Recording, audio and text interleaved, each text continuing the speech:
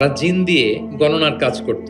জিনদেরকে উপরে পাঠাতো, ফেরেশতারা কি কনভারসেশন করে এগুলো শুনে আসতো, এগুলো এসে গণকদেরকে বলতো, গণকরা এগুলো বলে বলে মক্কায় বিভিন্ন ধরনের সংশয় তৈরি করতো। কিন্তু যখন কোরআন নাজিল হওয়া শুরু হলো, আকাশের নিরাপত্তা জোরদার করা হলো, এখন আর জিনারা উপরে যেতে পারে না। উপরে গেলে আগুনের গোলা ছোড়া হয় ওদের গায়ে। এবার জিনারা একটা মিটিং বসলো, তারা বলতেছে ঘটনা কি? আগে তো অনেক ফেরেশতাদের কথা শুনে এসে গণকদের বলে দিতে পারতাম, এখন তো এই সুযোগটা নাই। ঘটনা কি? What happen? নিশ্চয়ই পৃথিবীতে এমন নতুন কিছুর আগমন ঘটেছে যেটার প্রভাবে ঊর্ধ্ব জগতের নিরাপত্তা বলয়কে আরো মজবুত করা হয়েছে। কি সেটা খোঁজো। খুঁজতে খুঁজতে খুঁজতে খুঁজতে একদল জিন রাসূল সাল্লাল্লাহু আলাইহি ওয়াসাল্লাম উকাজের এক বাজারের দিকে যাচ্ছিলেন। দ্য মেইন টাইম ফজরের সালাতে তিনি নামাজের ইমামতি করছেন। ওই সময়ে একদল জিন পাশ দিয়ে যাচ্ছিল। হঠাৎ তারা দাঁড়িয়ে থমকে দাঁড়ালো, দেখে যে আল্লাহ রাসূল সাল্লাল্লাহু আলাইহি ওয়াসাল্লাম কোরআন তেলাওয়াত করতেছেন। এই কোরআনের বাণী তারা কখনো শুনে নাই। তারা শুনে অবাক, এবং এই তথ্য নিয়ে জিনদের সর্দারের কাছে যেয়ে বলল, ঘটনা তো এটার কারণে এখন আকাশের নিরাপত্তা বেশি, আমরা আর উপরে যেতে পারি না। তারা বলল যে আমরা কি আজীব কোরআন শুনে আসলাম, যেটা সত্যের এবং হেদায়েতের